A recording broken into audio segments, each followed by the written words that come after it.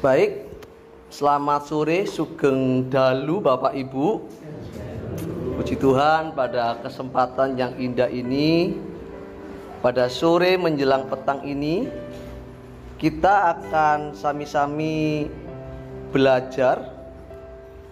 Ini tema yang sudah diminta sama Ibu Gembala untuk disampaikan di tengah-tengah kita, Bapak Ibu.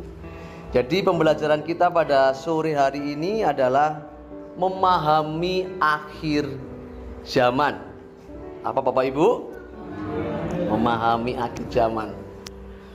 Menurut saya Bapak Ibu, tema ini penting sangat, untuk disampaikan agar pemahaman kita tentang akhir zaman itu tidak meleset, tidak menyimpang dari maksud kebenaran itu ditulis, Bapak Ibu. Jadi ini penting sekali, ya.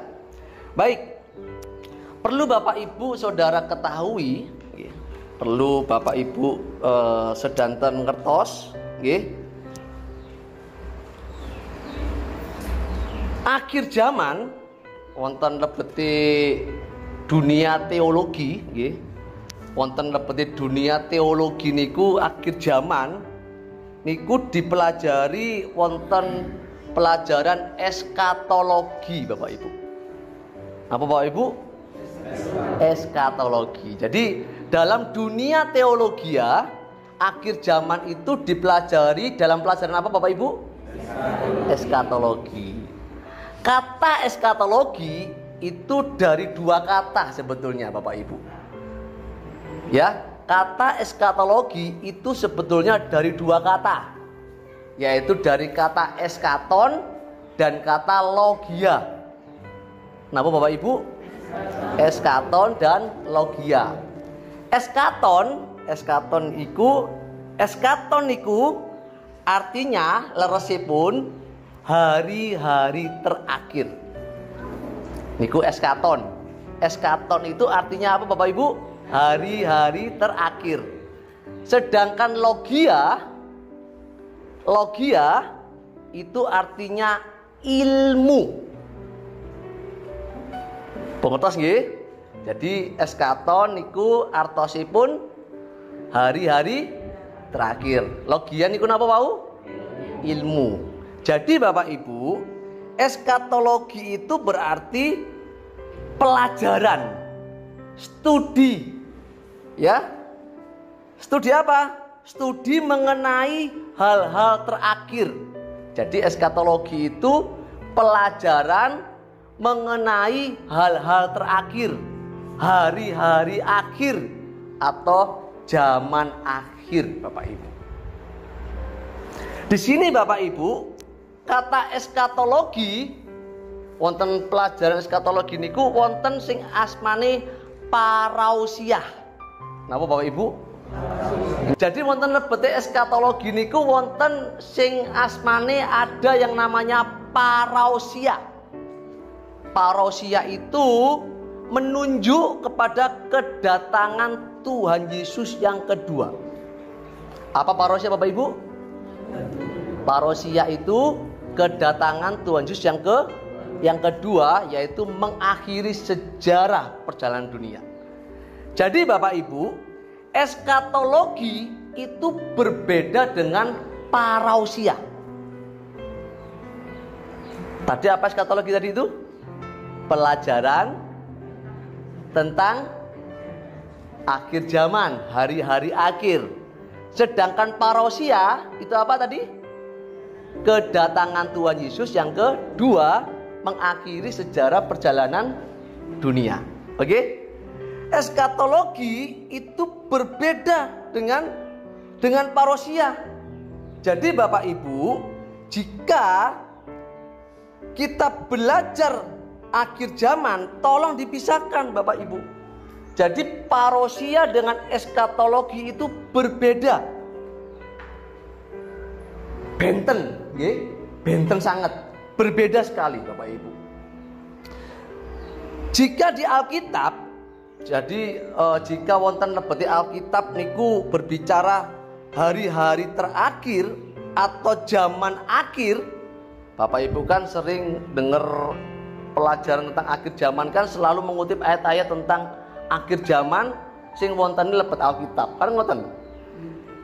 Di dalam Alkitab ya, jika Alkitab berbicara mengenai hari-hari terakhir atau zaman akhir, ternyata Bapak Ibu itu tidak selalu berkaitan dengan kedatangan Tuhan Yesus yang kedua.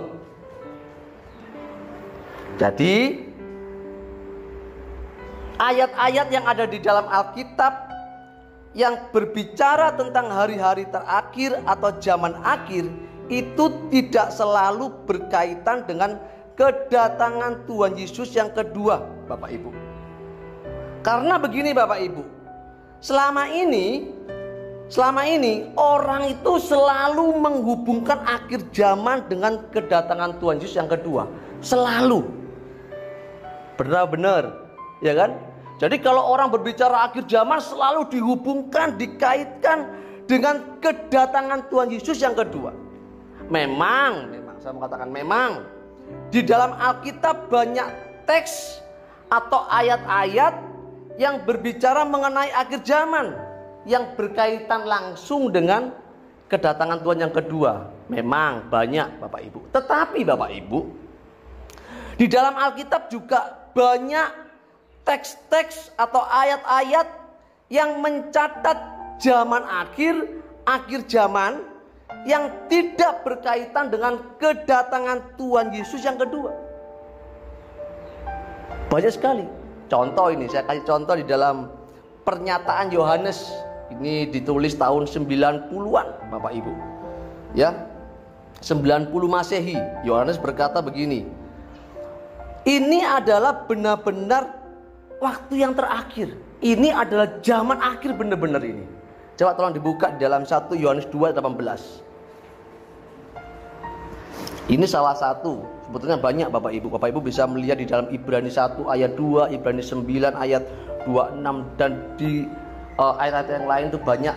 Ternyata ada begitu banyak ayat-ayat yang menulis tentang akhir zaman, tetapi tidak ada hubungannya dengan kedatangan Tuhan yang kedua. Oke, bisa minta tolong salah satu bacaan buat saya supaya ada interaksi. Ayo dengan cepat. Waktu saya berapa menit Ibu? Berapa lama waktu saya? Jam 6 ya? Oke, siap. Siap Bapak Ibu jam 6 ya? Karena saya siapkan materi saya ini 2 jam sebetulnya ini. Oke, bisa minta tolong salah satu bacaan buat saya dengan cepat. Ayo, 1 Yohanes 2:18.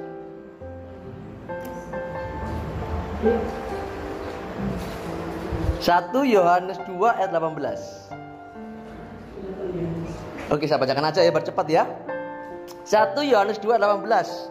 Demikian firman Tuhan. Anak-anakku, waktu ini adalah waktu yang terakhir. Dan seperti yang telah kamu dengar, ini percakapan Yohanes, seorang antikristus akan datang. Sekarang telah bangkit banyak antikristus. Itulah tandanya bahwa waktu ini benar-benar adalah waktu yang terakhir. Jadi Yohanes ini benar-benar menyatakan satu ungkapan, hendak menunjukkan bahwa pada waktu itu tahun 90 Masehi, Yohanes mengatakan bahwa ini benar-benar zaman akhir. Ini benar-benar hari terakhir. Tetapi Bapak Ibu, pernyataan Yohanes ini tidak berkaitan, tidak berhubungan dengan kedatangan Tuhan Yesus yang kedua. Oke? Ini salah satu ayat. Ada banyak ayat yang lain di dalam Ibrani ya. Banyak sekali Bapak Ibu. Artinya begini Bapak Ibu, kita harus memperhatikan bahwa kata akhir zaman itu tidak selalu berkaitan dengan kedatangan Tuhan Yesus yang kedua. Sebab Bapak Ibu, ketika seseorang selalu menghubungkan, ketika seseorang selalu mengaitkan kalimat akhir zaman, eskatologi, dengan kedatangan Tuhan yang kedua, maka dapat dipastikan akan terjadi penyimpangan dari teks yang sesungguhnya. Akan terjadi penyimpangan dari kebenaran, Bapak Ibu. Makanya Bapak Ibu, perlu Bapak Ibu ketahui, jika kita berbicara akhir zaman, jika kita sedang belajar akhir zaman, itu ada dua hal yang harus diperhatikan dan perlu dihindari. Yang pertama, kalau kita mau belajar akhir zaman, kita harus menghindarkan diri dari perasaan takut. Perasaan apa Bapak Ibu? Perasaan takut. Kalau seseorang belajar akhir zaman lalu timbul perasaan takut, berarti ada yang salah. Berarti ada yang salah Bapak Ibu. Kok begitu Pak? Iya, sebab Bapak Ibu, ketika surat Wahyu ditulis oleh Yohanes kepada jemaat Tuhan yang sedang dilanda penderitaan yang hebat, jemaat Tuhan yang sedang mengalami aniaya yang berat, surat itu ditulis, surat Wahyu itu ditulis untuk meneguhkan hati, bukan untuk menakut-nakuti. Oke? Sampai sini paham? Jadi surat Wahyu itu ditulis oleh Yohanes di Pulau Patmos itu untuk meneguhkan jemaat yang teraniaya, untuk menguatkan jemaat yang sedang mengalami penderitaan. Surat itu diberikan supaya jemaat Tuhan tidak menjadi gemetar, tetapi justru Bapak Ibu, surat yang diberikan Yohanes itu dapat menguatkan, meneguhkan, dan membuat jemaat dihibur. Begitu. Jadi kalau selama ini Bapak Ibu mendengar pengajaran tentang akhir zaman dan Bapak Ibu menjadi takut, berarti ada yang salah. Ya. Yang kedua, apa yang harus dihindari kalau kita belajar akhir zaman? Yang harus dihindari ketika kita belajar akhir zaman yang kedua adalah kepuasan emosi. Jadi ketika belajar akhir zaman, jangan mencari sesuatu yang sensasi-sensasi, Bapak Ibu. Jika Alkitab tidak berkata jelas, jangan diperjelas-berjelas. Jangan membuat yang aneh-aneh, yang neko-neko, Bapak Ibu. Jangan membuat sensasional, Bapak Ibu. Apa itu Pak sensasional? Menjadikan sesuatu secara berlebihan, bahkan mengada-ada. Hal-hal yang sebenarnya tidak ada, diada-adakan, Bapak Ibu. Contoh yang lagi rame dan selalu hangat diperbincangkan hari ini adalah apa? Chip. Chip itu disebut sebagai tanda antikris. Betul apa betul? Ya kan? Semua orang bilang chip adalah antikris, lambang antikris. Dan sampai hari ini dipercayai oleh begitu banyak orang Kristen, sehingga hal ini menjadi berita yang selalu hangat, Bapak Ibu. Bapak Ibu perlu ketahui bahwa chip itu adalah alat elektronik. Chip itu adalah alat elektronik, Bapak Ibu. Chip itu sebetulnya sudah ada sejak dulu ketika ada elektronik, Bapak Ibu. Jadi chip itu sebetulnya itu rangkaian dari transistor-transistor. Ini kalau ada multimedianya bisa ditampilkan itu apa chip, apa itu transistor itu kelihatan semua. Di sini ada yang bergelut di elektronik, ada Bapak. Bapak tahu transistor kan? Transistor itu bagian dari chip ya, betul ya? Bapak ini tahu ya. Jadi kalau orang tahu elektronik, ketika bicara chip, itu yang ada di bonatanya itu adalah transistor. Dulu transistor itu besar-besar Bapak Ibu, karena dengan kemajuan teknologi akhirnya menjadi kecil-kecil. Dan chip ini kan menjadi sebuah berita yang diada-adakan, sehingga berita tentang chip sebagai alat antikris itu dipercayai hampir sebagian besar orang Kristen. Padahal Bapak Ibu, chip itu adalah alat elektronik. Jadi tidak mungkin alat elektronik bisa membuat orang menyangkal Tuhan. Alat elektronik loh bisa menyangkal Tuhan. Memangnya manusia itu robot? Dikasih chip kemudian pakai remote. Kan enggak ya? Betul enggak? Tapi itu menjadi hal yang dipercayai oleh orang Kristen sebagian besar. Sampai kemarin itu vaksin itu ada isu itu ada chipnya, chip antikris, dan banyak orang Kristen sebagian besar itu nggak mau. Kenapa? Karena chip antikris. Ini adalah berita-berita yang diada-adakan. Ini mencoba untuk menyampaikan pengajaran tentang akhir zaman yang sensasi, Bapak Ibu. Kenapa begitu?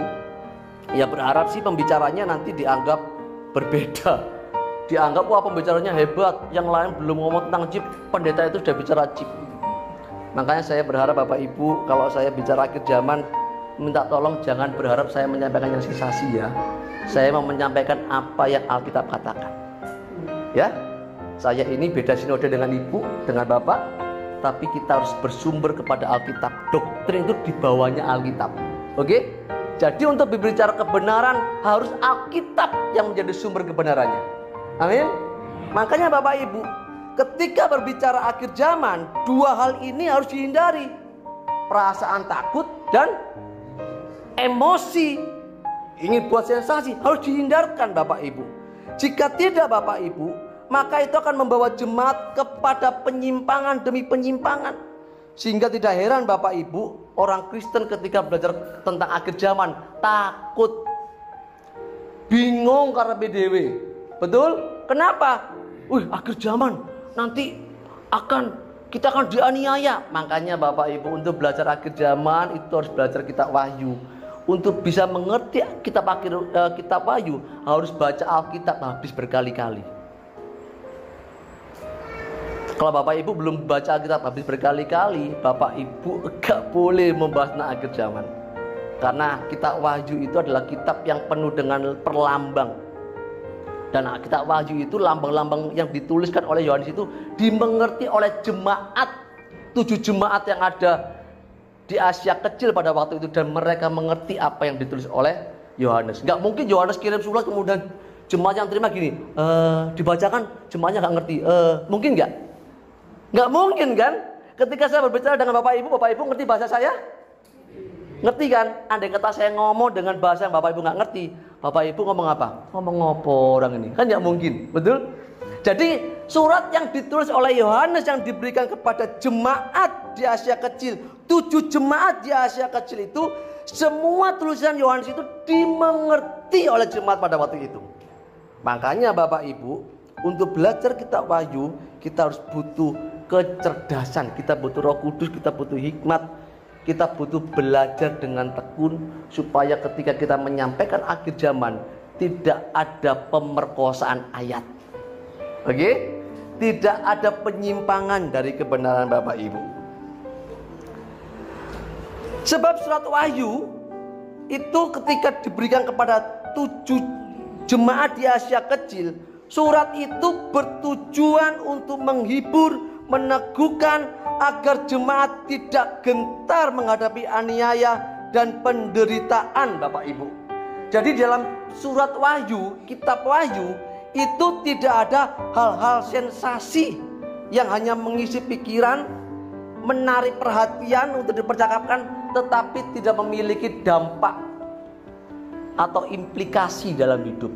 Buat apa kalau hanya sebuah berita hoax tapi tidak membawa dampak? Buat apa?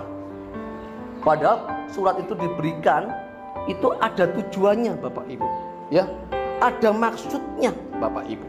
Makanya surat Wahyu, kitab Wahyu itu mencatat hal-hal yang luar biasa Bapak Ibu. Selama ini kan orang berbicara tentang kitab Wahyu, yang dibahas itu apa? Yang dipersoalkan hal-hal yang terakhir, hal-hal yang akan datang. Betul-betul. Oh nanti akan datang, oh nanti akan terjadi, oh nanti akan begini. Kalau seseorang mengajar akhir zaman, yang dipercakapkan itu hanya nanti, berarti pembahasan kitab Wahyunya nggak lengkap. Nggak lengkap. Padahal kitab Wahyu itu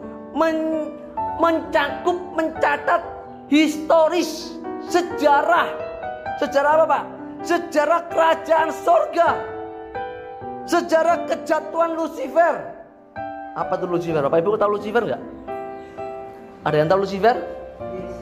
Iblis ya, kejatuhan iblis. Ya, kitab Wahyu juga mencatat sejarah dijadikannya dunia ini. Jadi kalau bicara tentang akhir zaman, maka kita tidak bisa meluputkan dari apa? Historis, sejarah, nggak boleh. Yang kedua, kalau kita bicara tentang akhir zaman, kita juga harus melihat hal-hal yang sedang terjadi pada zaman itu. Dalam dunia teologi itu dikenal dengan preteris, kejadian yang lama. Sejarah itu historis, peristiwa yang terjadi pada hari itu, pada zaman itu, pada waktu itu namanya preteris. Kemudian Pak, yang akan terjadi itu namanya futuris. Nah, jadi pinter Bapak Ibu nanti ya. Ya, jadi pinter ya. Jadi Bapak Ibu, seluruh surat Wahyu ini, seluruh isi surat Wahyu ini, ketika kita mengetahui seluruhnya, maka kita dapat memperoleh sebuah kesimpulan bahwa ada gambaran perjalanan sejarah dunia dan sejarah kerajaan surga Bapak Ibu. Dan kitab Wahyu itu mencatat dengan detail. Makanya kitab Wahyu itu dikenal dengan kitab apokalipsis. Apokalipsis, yaitu kitab yang menyingkapkan. Apokalipsis besar Bapak Ibu. Ada juga di dalam perjanjian lama itu ada apokalipsis yang kecil, yaitu kitab Zakaria, ya, Yesaya. Itu ada beberapa kalipsis yang kecil. Tetapi kitab Wahyu, surat Wahyu itu disebut sebagai apokalipsis besar. Kenapa? Dia menyingkapkan ada sejarah perjalanan dunia dan juga sejarah kerajaan surga Bapak Ibu. Rentang sejarah yang dicatat oleh kitab Wahyu itu dimulai sejak iblis jatuh, penciptaan alam semesta, keadaan zaman pada waktu Wahyu ditulis dan sebagainya. Saya di sini mencatat itu pendahuluan dalam kitab Wahyu itu apa, salah satu penglihatan gulungan buku kitab, 7 trompet, naga, 2 ekor binatang, berbagai-bagai penglihatan. Kitab Wahyu ini sesuatu yang luar biasa Bapak Ibu. Di dalam kitab Wahyu ini, disinilah rencana Allah secara universal tercatat dengan jelas. Makanya di dalam kita menyampaikan akhir zaman, itu kita harus benar-benar memberikan sebuah edukasi. Apa? Edukasi itu pelajaran, pendidikan yang membuat kita itu menjadi kuat menghadapi akhir zaman, menghadapi kehidupan Bapak Ibu. Jadi kitab Wahyu ini itu memuat rencana Allah. Bapak Ibu kalau belajar akhir zaman tidak mengerti rencana Allah, berarti ada yang something wrong, ada yang salah Bapak Ibu. Ya, belajar akhir zaman Bapak Ibu harus menemukan apa? Rencana Allah. Makanya belajar tentang akhir zaman itu Bapak Ibu tidak bisa terlepas dari belajar sejarah. 3,5 tahun, 7 tahun itu apa? Sudah terjadi atau belum? Kembali kepada sejarah, historis itu nggak boleh dilupakan. Gitu. Apakah sudah terjadi? Gitu. Ya kan? Chip itu apakah benar tanda antikris? Siapakah antikris sesungguhnya? Apakah 6666? Kalau pengajaran mengatakan antikris akan datang, waduh, padahal antikris sudah datang dari dulu kan. Kalau kita tidak mengenali siapa itu antikris, ciloko, kita akan cenderung ceroboh hidup Bapak Ibu. Makanya Bapak Ibu harus belajar tentang akhir zaman ini. Ini kan akhir zaman itu kan klinik-kliniknya banyak ya Pak ya, banyak klinik-kliniknya. Jadi ini saya bilang ini pendahuluan. Next time kalau memang dipercaya lagi, kita akan kupas satu persatu klinik-kliniknya Bapak Ibu. Itu banyak sekali aksesorisnya, dan kita harus kupas satu persatu. Oke? Di awal ini saya bilang, untuk belajar akhir zaman Bapak Ibu harus menemukan rencana Allah yang universal itu. Kenapa begitu Pak? Iya, karena jemaat mula-mula ketika menerima surat Wahyu, mereka itu memahami bahwa surat yang diberikan Yohanes kepada mereka, di situ termuat rencana Allah yang universal, Bapak Ibu. Sehingga lewat rencana Allah yang universal yang diketahui oleh jemaat itu, jemaat menjadi antisipatif. Apa itu antisipatif, Pak? Bersikap tanggap. Jadi ketika surat diberikan, jemaat mengerti, oh ada rencana Allah itu begini loh. Tuhan punya rencana begini atas dunia ini. Jemaat yang terima surat itu mereka mulai tanggap. Mereka mulai berespon. Oke? Kemudian Bapak Ibu, mereka juga mulai berpartisipasi, terlibat dalam penggenapan kebenaran Allah. Jadi mereka, oh ini rencana Allah. Mereka ambil sikap apa? Berpartisipasi. Mereka mulai ngambil sikap apa? Tanggap, Bapak Ibu. Jadi kalau Bapak Ibu belajar akhir zaman, Bapak Ibu tidak pernah punya perasaan untuk berpartisipasi turut dalam rencana Allah, berarti ada yang salah. Oke? Berarti ada yang salah. Bapak Ibu cuma dengar pengajaran akhir zaman hanya untuk konsumsi pikiran. Setelah kita dengar, tahu, kita takut, ya kan? Kita bingung karena PDW, ada berita yang belum tentu benar, diterima dengan mentah, takut dewe, gitu kan? Padahal belajar akhir zaman itu tidak boleh menakut-nakuti. Belajar akhir zaman Bapak Ibu harus mulai tanggap dengan gerak dunia. Sejarah dunia, apa yang akan terjadi di kemudian, Bapak Ibu harus tanggap. Dan Bapak Ibu ketika belajar akhir zaman, Bapak Ibu juga harus terlibat di dalamnya. Oke, jangan jadi penonton. Supaya Bapak Ibu melibatkan diri dalam penggenapan rencana Allah. Kalau hari ini kan selama ini dengar antikris dari mana? Eropa, gitu kan? Ya, nanti antikris itu akan kirim virus gitu. Bapak Ibu cuma jadi penonton. Bapak Ibu terlibat enggak? Tidak. Tetapi kalau antikris seperti kita Bayu mengatakan pelacur besar, oh ternyata itu materialisme. Terlibat enggak kita? Satu aja ya, pelacur besar itu materialisme. Itu salah satu dari antikris. Oke, kenapa? Barang siapa mengasihi dunia, dia mencintai dunia, dia menjadikan dirinya musuh Allah, berarti dia anti. Satu aja nih saya tunjukin, masih banyak yang lain. Dikasih tahu nggak ya? Next saya kasih tahu semua nanti siapa itu antikris. Oke, makanya Bapak Ibu berbicara akhir zaman, Bapak Ibu harus tahu rencana Allah secara universal terhadap dunia ini. Dan Bapak Ibu harus terlibat di dalamnya. Bapak Ibu harus tanggap dengan keadaan dunia ini, Bapak Ibu. Jadi Bapak Ibu ketika belajar akhir zaman, Bapak Ibu tidak bisa tidak, Bapak Ibu harus tahu gerak dunia. Harus tahu apa yang terjadi dengan dunia ini. Karena Allah sedang bekerja lewat perjalanan dunia, lewat sejarah. Penggenapan rencana Allah itu terjadi lewat sejarah dunia. Makanya menjadi orang Kristen itu Bapak Ibu mau tidak mau harus belajar. Bapak Ibu harus tahu gambar peta sejarah kerajaan Allah. Harus tahu. Kalau saya boleh gambarkan itu, peta kerajaan Allah itu seperti rumah. Kalau rumah itu kalau mau berdiri dia harus ada pondasinya, betul nggak? Pondasi rumah itu adalah para nabi, para rasul. Pondasinya rumah itu para nabi, para rasul. Gereja mula-mula pada abad pertama itu pondasinya Bapak Ibu. Supaya bangunan kerajaan Allah ini dapat terbangun, maka gereja itu harus eksis, harus terus hidup Bapak Ibu. Maka saya ini menjadi orang Kristen itu bangga sekali.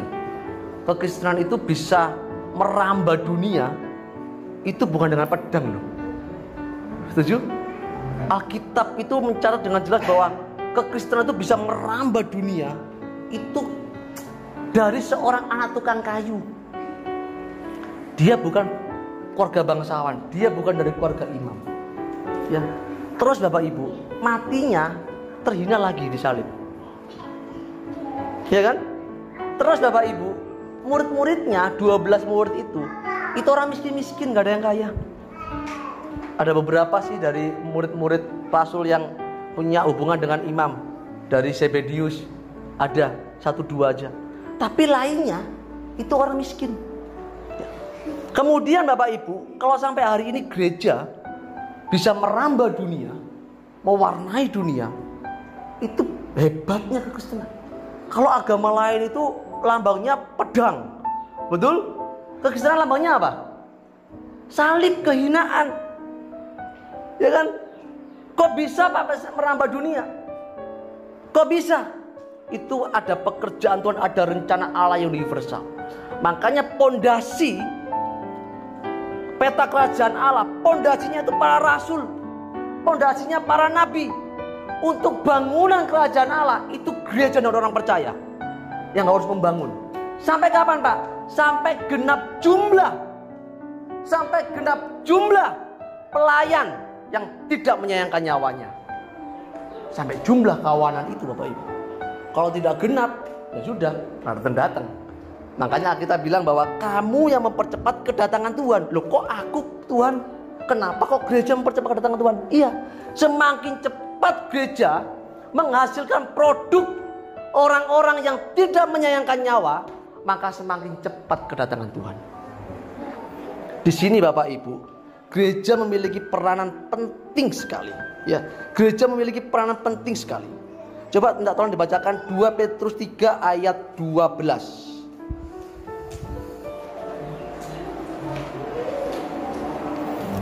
Bisa bacakan ya biar cepat ya, karena waktunya cepat banget.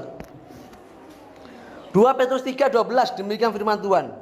Yaitu kamu yang menantikan dan mempercepat kedatangan hari Allah. Siapa yang mempercepat kedatangan hari Allah? Siapa? Kita, gereja Tuhan, orang percaya yang mempercepat kedatangan Tuhan Yesus yang kedua. Makanya Bapak Ibu, kebenaran ini tidak menunjukkan bahwa gereja perhatikan, gereja memiliki tanggung jawab yang sangat besar untuk membuat orang percaya menemukan rencana Allah yang universal dan membawa orang percaya melihat peta kerajaan Allah. Kalau sampai gereja tidak dapat membawa jemaat mengerti kebenaran ini, gereja akan menjadi fosil. Saya bulan kemarin sempat mempresentasikan keadaan gereja. Dunia akan dikuasai oleh warna hijau, Bapak Ibu. Akan warna hijau. Itu sudah dilepaskan warna hijau kloros. Itu dunia dikuasai oleh warna hijau. Kenapa? Gereja yang tidak produktif, gereja yang tidak membawa jemaatnya mengerti kebenaran akan menjadi fosil. Oke? Makanya gereja dipanggil memiliki tanggung jawab yang besar untuk menyuarakan dengan seruan yang lantang bahwa semua orang percaya harus mengambil bagian, terlibat dalam rencana Allah tanpa terkecuali. Pak, tugasnya pendeta dan evangelis. Enggak, Bapak, Ibu dan saya punya tanggung jawab yang sama. Pak, tugasnya hamba Tuhan. Kita semua hamba Tuhan. Kalau bukan hamba Tuhan, hamba siapa? Saya mau tanya. Halo? Bapak Ibu jangan pandang saya sebagai hamba Tuhan. Bapak Ibu juga hamba Tuhan. Setuju?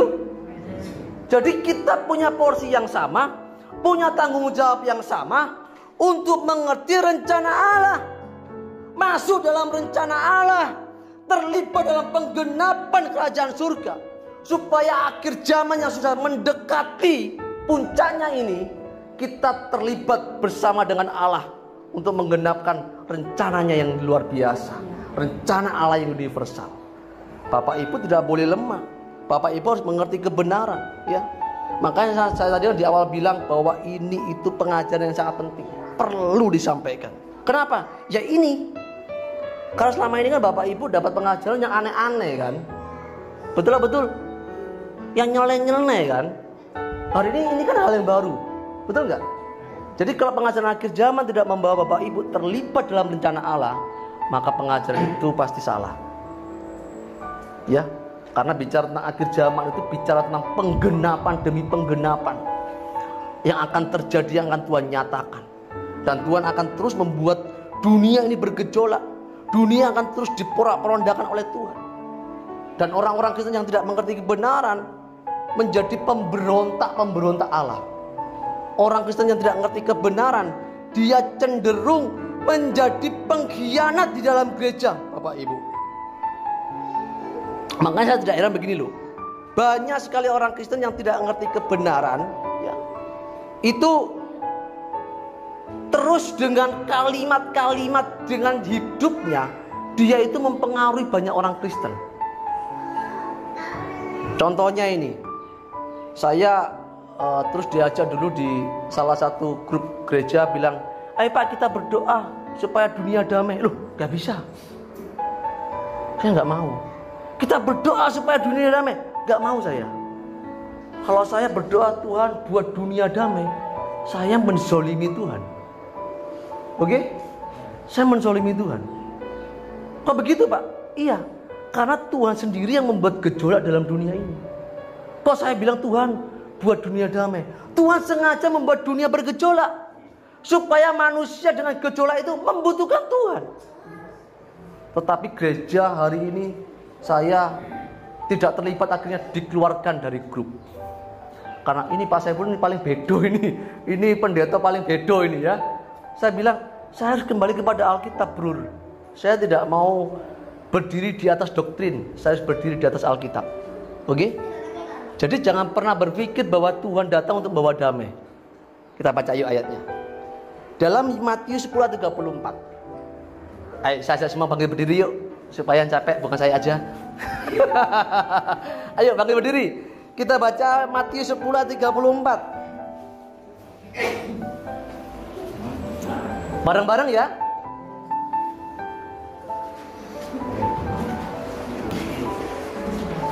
Oke? Sudah dapat semuanya? Yang sudah dapat katakan amin. Oke. Matius 10:34, demikian firman Tuhan. 1, 2, 3. Jangan kamu menyangka bahwa aku datang untuk membawa damai di atas bumi. Aku datang bukan untuk membawa damai, melainkan apa Bapak Ibu?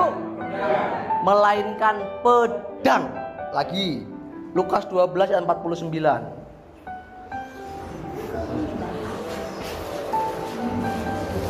Lukas 12 ayat 49.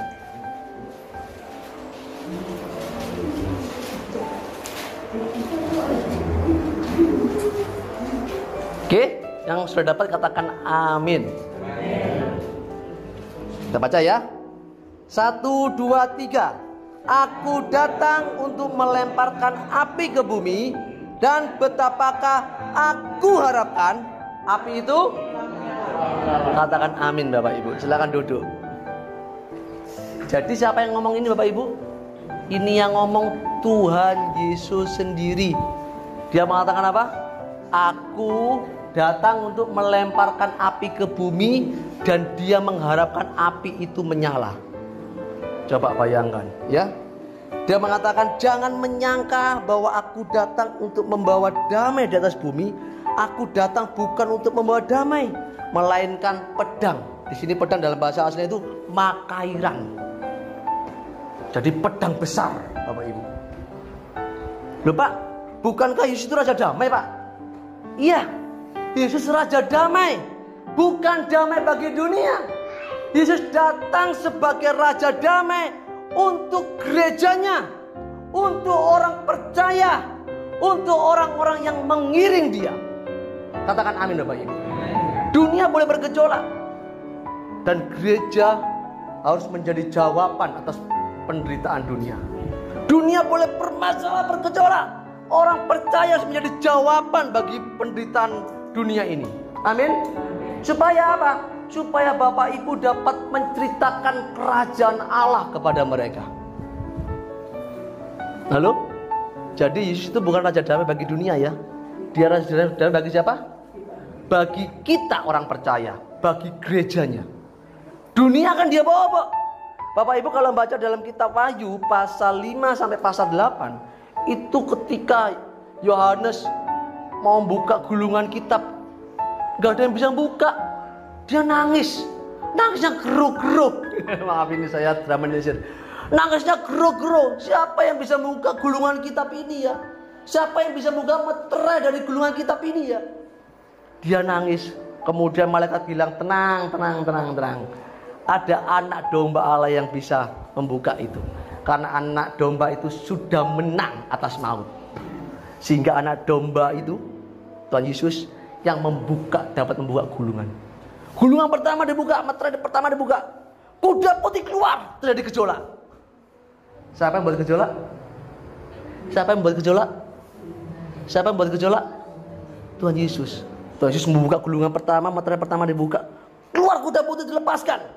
Terjadi gejolak. Gulungan kedua dibuka, meterai kedua dibuka.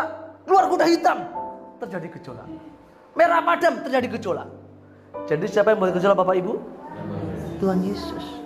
Jadi Bapak Ibu harus tahu bahwa dunia ini akan terus bergejolak sampai pada akhirnya dunia akan dibinasakan, dilenyapkan, dan tidak ada satupun unsur bumi yang akan tersisa. Semuanya akan habis lenyap.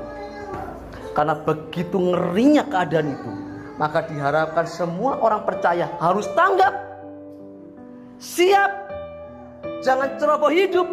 Persiapkan diri dengan baik-baik. Iring Tuhan jangan main-main.